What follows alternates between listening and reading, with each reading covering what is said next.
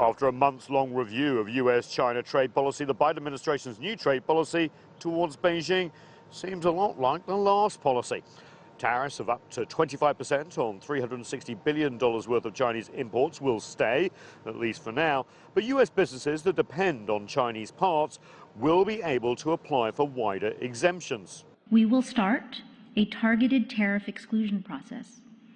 We will ensure that the existing enforcement structure optimally serves our economic interests. We will keep open the potential for additional exclusion processes as warranted. What is new is that talks will resume, though no date was given, and that the Biden administration says it will push China to deliver on its purchases and other commitments under the Phase 1 trade deal.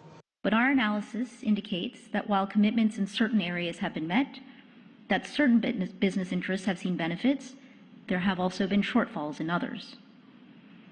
But the reality is, this agreement did not meaningfully address the fundamental concerns that we have with China's trade practices. Tai also said that the US will challenge China on its state support for industries, specifically for semiconductors and artificial intelligence and other industries of the future.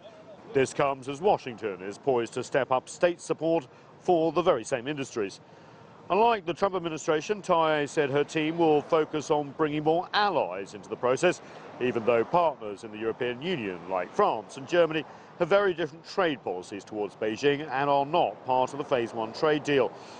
Also, the US Trade Representative did not mention COVID and the obvious disruption it had on the trade agreement.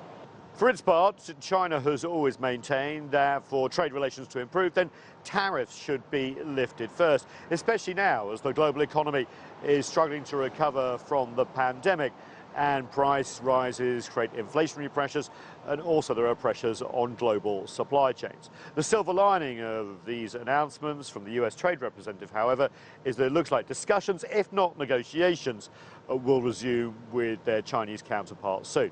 That could help improve the climate of relations between the two countries. Nathan King, CGTN, Washington.